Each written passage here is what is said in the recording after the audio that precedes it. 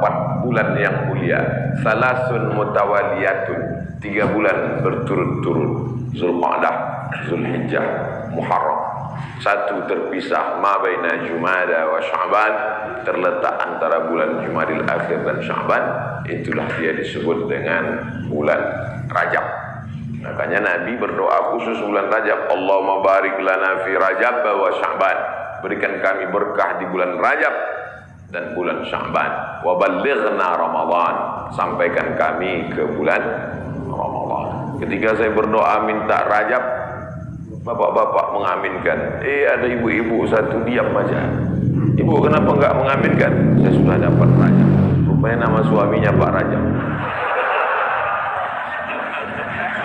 Rajab artinya tarjib. Tarjib. Tarjib artinya ta'zim.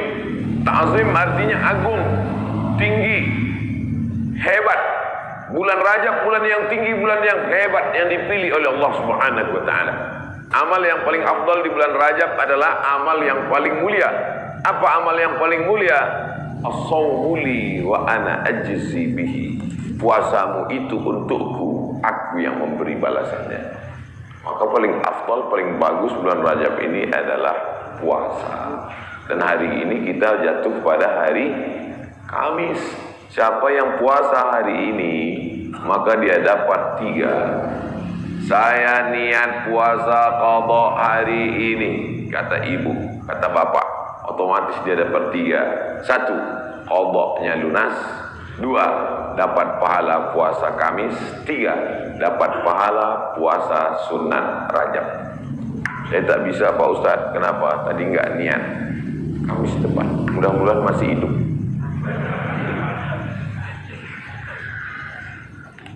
Kenapa Ustaz cerita qadha di bulan Rajab? Karena yang kemarin mau diqadha Ramadan tahun lalu belum jadi maqadha. Faman kana minkum maridan, siapa yang sakit, aw ala safarin atau musafir, fa iddatum min ayyamin ukhar, ganti di hari yang lain. Ramadan kemarin ada tinggal puasanya, ketika mau diganti di bulan Syawal tidak jadi.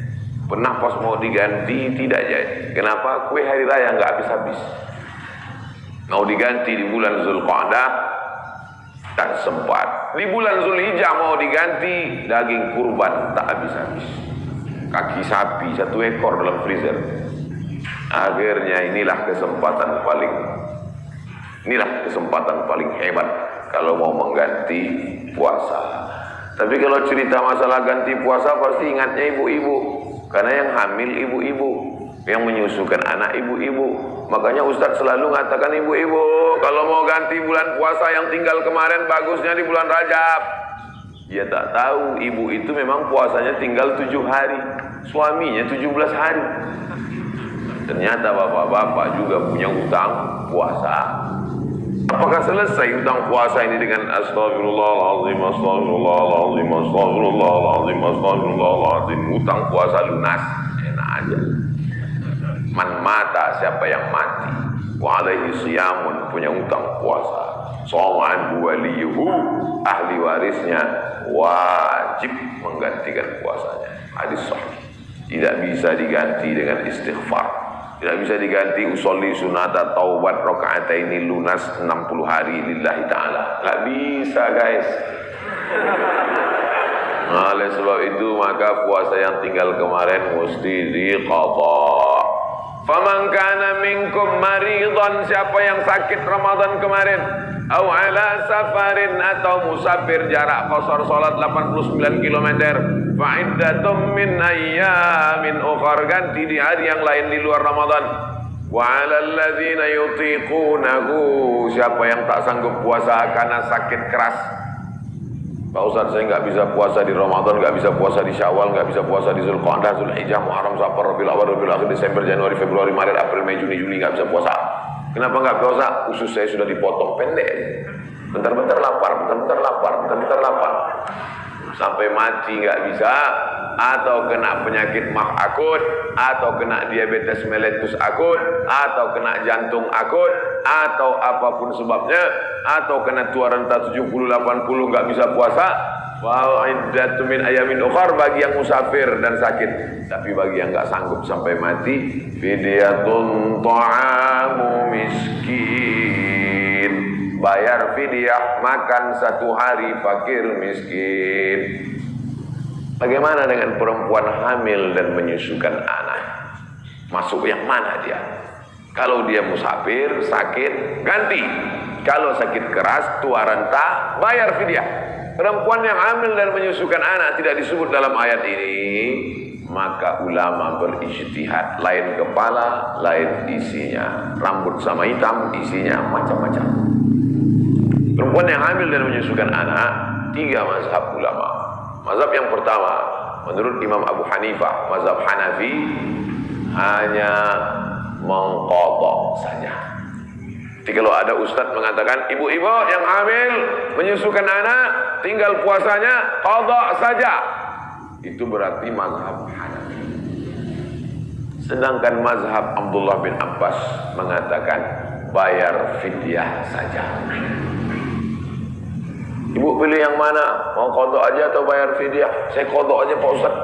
Saya kalau keluar duit nih malas. Ibu pilih mana? Saya nggak tahan lapar Pak Ustadz. Mau bawanya mau ngemil ngunyah aja. Jadi saya bayar aja. Yang mau qadha saja mazhab Hanafi. Yang bayar fidyah saja pendapat Abdullah bin Abbas. Mazhab Syafi'i yang mana? Mazhab Syafi'i lihat dulu dia tak puasa karena apa. Kalau dia tidak puasa karena dirinya, karena lemah, karena tak mampu, qadha saja. Tapi kalau ada unsur anaknya, kenapa ibu tak puasa? Janin saya lemah, sudah diperiksa USG oleh SPOG, spesialis objin kandungan. Katanya janin lemah, ibunya sehat tapi janinnya lemah. Maka kalau sebab anaknya dia tidak puasa, maka dia kena 2 double, bayar fidyah dan puasa qadha. Laki-laki mesti tahu. Saya untuk apa tahu? Saya kan nggak hamil dan menyusui. Istrimu hamil dan menyusui. Itulah untungnya ibu-ibu yang suaminya pengajian. Pulang dia dari sini nanti diingatkannya, ibu, nanti hari Senin kau puasa. Tapi kalau suaminya Fir'aun, ibu sedang puasa pun disuruhnya, buka puasa. Apa ibu puasa? Bapak ibu yang dimuliakan Allah, ar-rijalu qawwamuna 'alan nisa'. Berapa banyak puasa ibu, maka suami ikut bertanggung jawab. Kenapa? Karena istrinya itu tidak puasa gara-gara suaminya. Coba kalau kau tengok saja istrimu itu. Oleh sebab itu maka tanggung jawab luar biasa di hadapan Allah Subhanahu wa ta'ala. Itulah maka saya sampaikan subuh ini tentang pentingnya mengganti puasa di bulan Rajab, karena ini salah satu kemuliaan, dapat double 2 pahala yang diberikan Allah Subhanahu wa ta'ala. Masih ada kesempatan 13 hari lagi. Kalau mau diqadha pakai puasa Nabi Daud, bagus. Yasumu yauman wa yuftiru yauman. Puasa ini bagus karena saluran darah kita ini mampet. Saluran darah ini sama seperti saluran air, karena di dalamnya banyak lemak-lemak, banyak kolesterol, akhirnya tersumbat. Coba hidupkan keran air kencang, tapi pipanya digulung. Kerannya kencang, pipanya digulung. Apa yang terjadi? Bam! Pecah pembuluh darah. Oleh sebab itu salurannya mesti bersih. Bagaimana membersihkan saluran air? Ada serbuk yang menghilangkan minyak-minyak. Bagaimana cara membersihkan saluran darah? Maka bakteri-bakteri, kuman-kuman, penyakit-penyakit, kolesterol bisa habis bersih. Kenapa? Diri memakan diri sendiri dengan menahan makan minum selama dari pagi sampai petang. Makanya orang kalau cek darah dia nggak boleh makan minum. Saya dulu ketika cek dari ujung rambut sampai ke ujung kaki, Ustaz Somad besok medical check up. Datang jam 10 pagi ke rumah sakit. Baik Pak Dokter, tapi syarat darahnya harus bersih. Gimana cara membersihkan darah Pak Dokter? Dari pagi sampai cek darah, jangan makan berat. Jangan sampai masuk nasi uduk, ayam penyet, ayam patah, ayam mati, ayam mu. Supaya darahnya bersih. Baru saya paham. rupanya membersihkan darah dengan tidak memasukkan makanan. Tapi itu bonus dari Allah. Dengan banyak puasa tubuh sehat, dengan banyak puasa badan sehat, dengan banyak puasa tidak ada kolesterol darah tinggi, diabetes mellitus dan kawan-kawannya. Dengan banyak puasa, banyak perempuan-perempuan sekarang rajin puasa, niatnya bukan lillahi ta'ala, diet ta'ala. Itu diet, itu bonusnya, hadiah dari Allah Subhanahu wa taala. Tetapnya niatnya tetap nawaitu shauma qadha'in, saya berniat besok puasa qadha lillahi ta'ala. Adik-adik mahasiswa, mahasiswi bagus banyak puasa, hemat belanja. Bagus puasa. Wa antasumu khairul lakum, dengan banyak puasa itu lebih baik bagimu. Begitu kata Allah Subhanahu wa taala. Habis bulan Rajab, saya nggak bisa puasa Pak Ustaz. Kenapa kau tak bisa puasa? Dokter ngasih tahu Bapak jangan puasa. Kalau puasa mati. Jangan puasa. Ngadu si bapak ke ibu. Bu, tadi dokter ngasih tahu saya nggak boleh puasa. Kenapa bang? Karena kalau puasa mati. Abang mati aja lah. Tak boleh pilih mati. Kalau pilih dua, antara sakit atau mati, tidak boleh pilih mati. La tulqu bi aydikum ila tahlukah. La tulqu bi aydikum ila tahlukah. Jangan jerumuskan dirimu ke dalam kebinasaan. Maka jangan memilih mati daripada puasa. Kita diberi keringanan oleh agama Islam. Saya mau mengisi bulan ini Pak Ustaz, tapi puasa nggak sanggup. Banyak-banyak sholat sunnah. Sholat sunat wudu. Sholli sunnatal wudu raka'ataini lillahi ta'ala. Bilal, sini. Ada apa ya Rasulullah? Sami'tu dafana alaika baina yadayya fil jannah. Ku dengar suara gesekan sendalmu dalam surga. Bilal, kedengaran suara sendalnya dalam surga. Gesek, gesek, gesek, gesek, gesek. Sendal kalau digesekkan ke tanah berbunyi gesek, gesek. Apalagi sendal baru. Bilal, aku dengar suara gesekan sendalmu dalam surga. Apa amalmu Bilal? Kata Bilal, aku tidak pernah meninggalkan sholat sunat wudu. Habis wudu, sholat sunat wudu 2 rakaat. Bagi yang biasa pakai usolli sunnatal wudu. Bagi yang tidak pakai usolli dalam hati saja. Allahu Akbar. Niatnya sah dalam hati. Saya termasuk yang tidak mewajibkan melafazkan niat. Tapi bagi yang melafazkan jangan sampai dibid'ahkan, disalahkan. Karena niat itu letaknya di hati. Cuman hati kita kadang bimbang, goyang, ragu. Untuk menguatkan hati maka diucapkan di mulut. Tiba-tiba masuk masjid, Allahu Akbar. Dalam hati ragu. Ini tahiyatul masjid apa qobliyah? Ragu dia. Ini tahiyatul masjid apa qobliyah? Niat tidak bisa setelah takbiratul ihram. Niat itu sebelum takbiratul ihram atau dalam takbiratul ihram. Pilih antara dua. Oleh sebab itu maka untuk menguatkan apa yang dalam hati, saya sholat qobliyah subuh. Usolli sunnatas subhi raka'ataini qabliyatan lillahi ta'ala. Saya tadi masuk sudah azan. Waktu hanya cukup 2 rakaat. Pilih mana? Kalau cepat datangnya tahiyatul masjid dulu. Setelah tahiyatul masjid baru qabliyah. Tapi kalau datangnya lambat, qobliyah. Karena kalau tahiyatul masjid enggak dapat qobliyah. Tapi kalau qobliyah automatically dapat tahiyatul masjid. Tapi jangan gara-gara ini lambat terus datangnya. Nah, Ustaz Somad pandai ceramah aja nyuruh cepat datang. Ustaz sendiri lambat datang, sengaja lambat. Karena kalau cepat banyak yang minta foto. Nah, oleh sebab itu yang paling afdal adalah cepat-cepat datang ke masjid. Allahumma ftahli abwaaba rahmatik, bukakan untukku pintu rahmatmu. Mau keluar masjid, doanya sudah ditulis di pintu. Allahumma inni as'aluka min fadlik. Ini hebatnya masjid PT Antam, doanya ditulis di pintu. Banyak juga di masjid lain doanya ditulis di lampu running text. Pas lampunya mati, doanya hilang. Tinggal tulis. Jadi jamaah bisa ngelihat. Pas mau masuk, Allahumma inni, Allahumma ftahli abwaaba rahmatik. Bukakan untukku pintu-pintu rahmatmu ya Allah. sampai ke dalam tahiyatul masjid.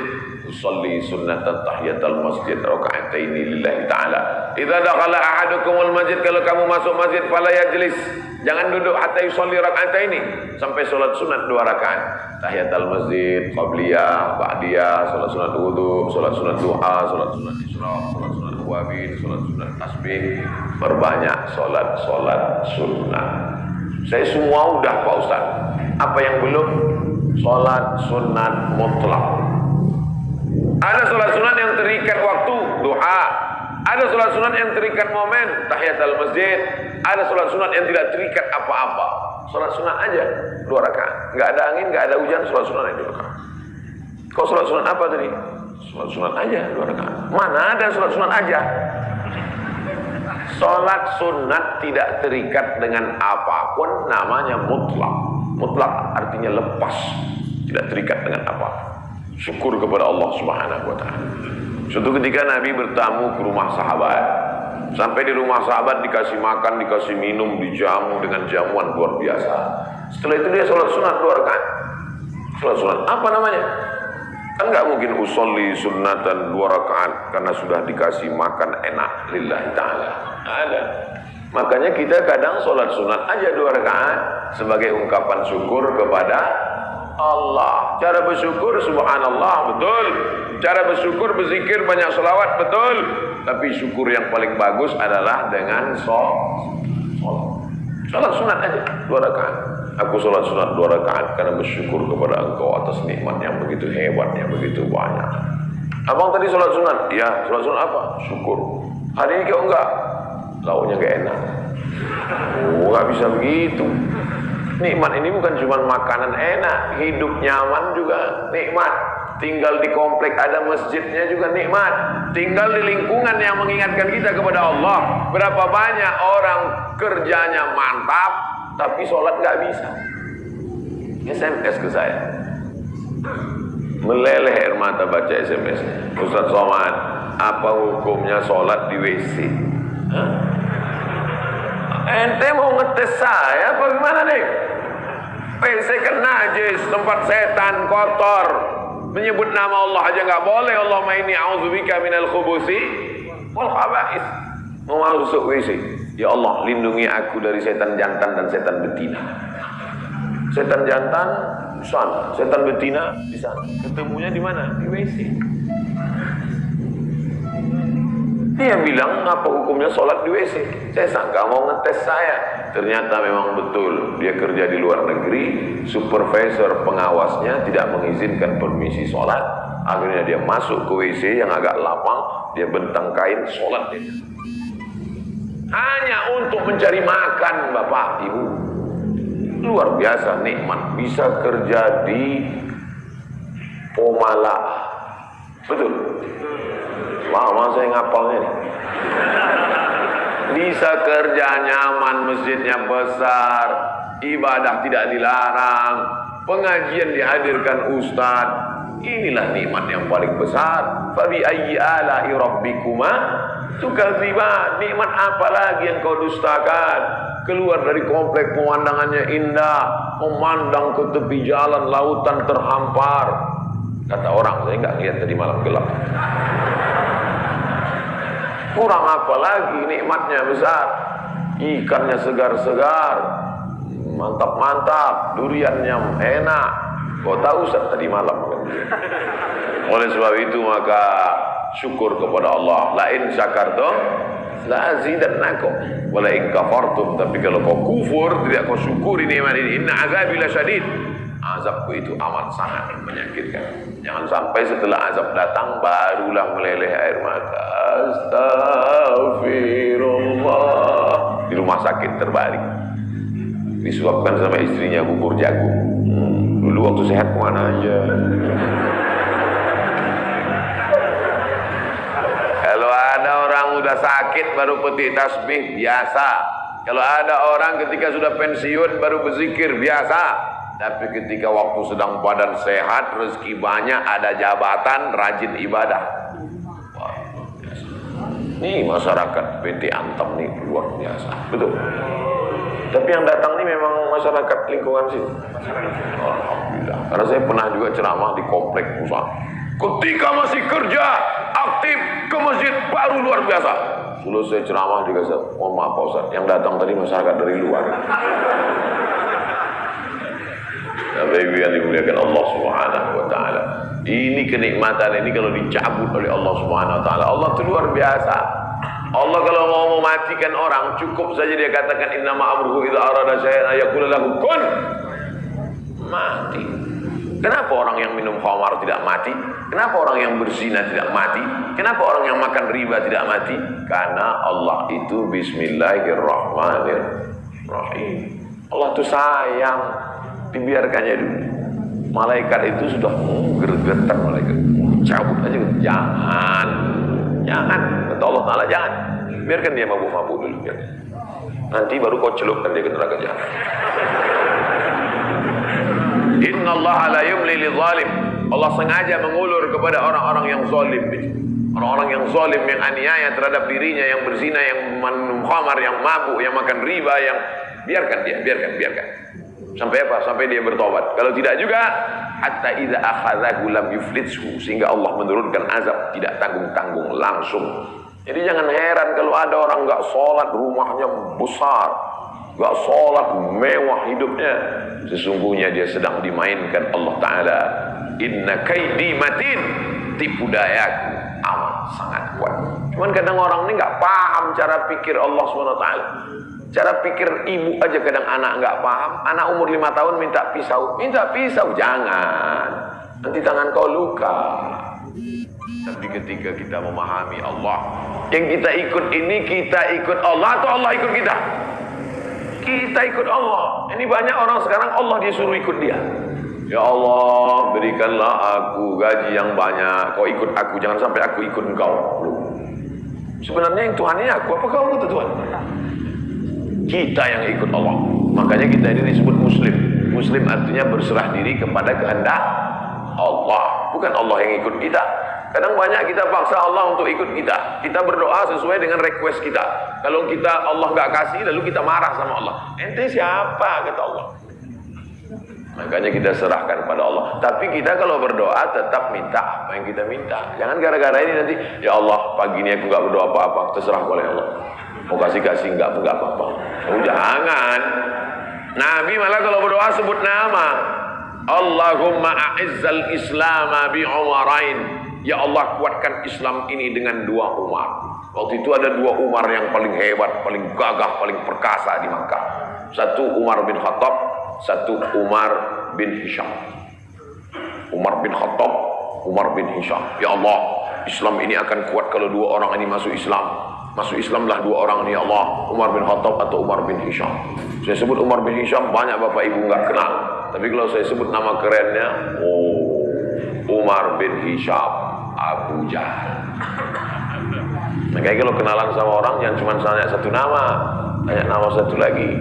Banyak orang ini namanya macam-macam. Nama siapa? Abdul Somad. Di Facebook Anton. Nah, nama saya di mana-mana tetap Abdul Somad. Nama Abdul Somad, Instagram Abdul Somad Official. Cuman mau ngasih tahu aja supaya di follow. Bapak-ibu yang dimuliakan Allah Subhanahu wa taala. Jadi kalau masih bisa sehat, beribadahlah. Karena sampai masanya nanti sudah sakit nggak bisa beribadah. Parahnya lagi, sudah sakit pun nggak ke masjid juga. Makanya walaupun sakit datanglah ke masjid. Nggak bisa sholat di depan, sholat di belakang. Malu sholat di belakang, di emperan. Nggak bisa juga sholat, kasih tahu biar kami sholatkan. Jangan segan-segan. Bapak Ibu yang dimuliakan Allah Subhanahu wa taala. Saya Pak Ustaz nggak bisa puasa, sholat sunat. Sholat sunat pun nggak bisa Pak Ustaz. Baca Quran. Duduk, nggak bisa tegak, nggak bisa rukuk, nggak bisa sujud, buka Quran. Bismillahirrahmanirrahim. Tapi katanya baca Quran auzubillah Pak Ustaz. Oke. A'udzubillahi minasyaitonirrajim. Bismillahirrahmanirrahim. Ya ayyuhan nas, wahai manusia, ittaqu rabbakum, takutlah kamu kepada Allah. Inna zalzalatas sa'ati syai'un 'azim. Sesungguhnya bumi akan bergoncang dan hari itu kiamat terjadi, azabnya amat sangat kuat. Membaca itu ketakutan, langsung pulang ke rumah sedekah. Berapa? 500 perak. Jadilah daripada sebelumnya hatinya tertutup. Itulah orang-orang ketika dibacakan ayat kepadanya, zadathum imana, bertambah imannya. Surat Al-Hajj. Apa ayat yang kau lihat? Sesungguhnya saat itu Allah sedang menegur engkau. Wataran nasa sukara, kau lihat manusia waktu itu seperti mabuk. Wa mahum bisukara, mereka bukan mabuk. Jalan sempoyongan mau tumbang di atas bumi, mereka mabuk? Bukan. Kenapa mereka tidak mabuk? Walakinna adzaballahi syadid. Tapi saat itu azab Allah amat sangat menyakitkan. Sempoyongan jalan macam zombie. Kenapa? Karena kerak bumi waktu itu tercabut. Kita sekarang kan bisa tenang ini karena kerak bumi ini bisa normal. Kerak bumi ini ada pakunya. Sampai masanya pakunya itu copot. Apa pakunya? Wa takunul jibalu kal'ihnil manfush. Waktu itu paku-pakunya gunung-gunung seperti bulu kambing dihembus angin. Ada kalanya Allah menyebut kal'ihnil manfush. Ada kalanya disebut kal farasil mabsus, seperti rayap yang berterbangan, seperti nyamuk yang berterbangan. Habis semuanya. Kalau Gunung Bromo, Gunung Kidul, Gunung Merapi, Gunung Kelut seperti rayap yang berterbangan, lalu kita seperti apa? Kalau ada tetangga bapak yang sombong, yang angkuh, ambil rayap, hembuskan ke mukanya. Begitulah nanti saudara. Kalau Gunung Kidul, Gunung Bromo, Gunung Merapi seperti rayap, lalu kau seperti apa nanti di hadapan Allah? Dua kemungkinan, dia taubat atau makin ngamuk. Kita ini gak ada apa-apanya. Yang disombongkan itu apa? Yang diangkuhkan itu apa? Maka mesti banyak-banyak ibadah. Itu yang akan dibawa menghadap Allah Subhanahu wa ta'ala. Tadi malam ada yang ngirim ke grup WhatsApp, percakapan antara ayam dan anaknya. Bapak ibu udah dapat? Apa kata anak ayam? Mama, kenapa manusia itu hebat ya? Namanya macam-macam setelah lahir ke dunia. Ada Abdul Somad, ada yang lain-lain. Sementara kita semuanya namanya sama, ayam. Semua ayam. Apa kata induk ayam? Gak apa-apa nak, mereka memang namanya mantap-mantap. Tapi sesudah mati semuanya namanya satu, mayat. Beda sama kita. Kita memang ayam, tapi setelah kita mati ada ayam panggang, ada ayam goreng, ada ayam. Mereka memang hebat-hebat, mereka kaya-kaya, mereka pejabat-pejabat, mereka punya jabatan, mereka punya ilmu, mereka punya gelar profesor doktor. Tapi setelah mereka mati, tidak ada yang mendatangkan manfaat, semuanya menjadi mayat. Beda dengan kita. Kita setelah mati mendatangkan manfaat, mengenyangkan perut. Ulaika kal an'am, mereka itu seperti binatang. Balhum adall, bahkan lebih hina daripada binatang. Makanya kalau tidak karena ibadah, apa beda kita dengan ayam? Bukan hadis, dapat di grup WhatsApp. Saudara yang dimuliakan Allah Subhanahu wa ta'ala, bedakan dirimu dari binatang dengan apa? Dengan ibadah. Cerita tentang ibadah, apakah ayam itu tidak bertasbih? Ayam itu ketika sedang mengerap, coba lihat lidah ayam sedang mengerap, semuanya bertasbih.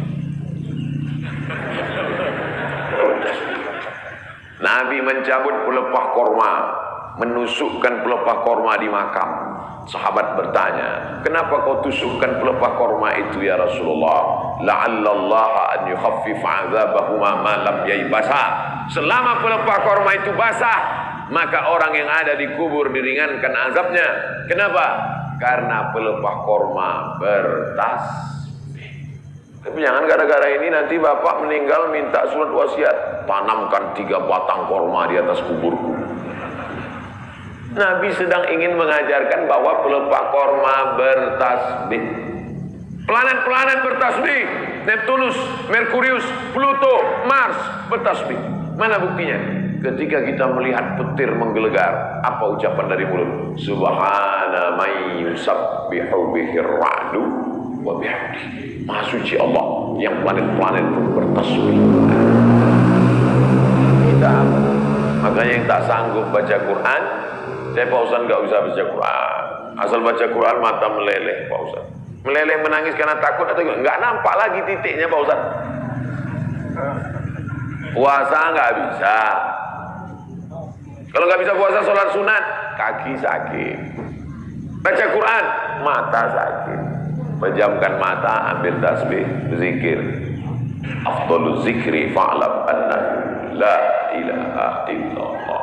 La ilaha illallah. 100 kali. Dikit kali 100 kali, Pak Ustaz 1000 kali. La ilaha illallah. Baca sholawat, istighfar 1000 kali. Sholawat 1000 kali.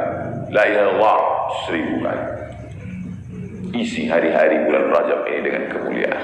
Belum tentu bulan Rajab tahun depan kita masih hidup. Saya insya Allah hidup, Bapak Ibu nggak tahu.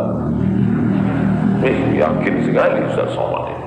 Mati jangan dicari, tapi kalau dia datang kita tidak akan bisa lari. Ainama takunu yudrikumul maut. Dimanapun kau berada, mati akan datang menghampirimu. Walau kuntum fi burujim musyayyadah. Walaupun kau berada di dalam tembok yang sangat kokoh. Dulu orang Arab kafir musyrik dibuatnya tembok, masuk dia ke dalam, sembunyi. Jadi intinya isi bulan Rajab, pertama puasa, kedua sholat sunat, ketiga baca Quran, keempat zikir.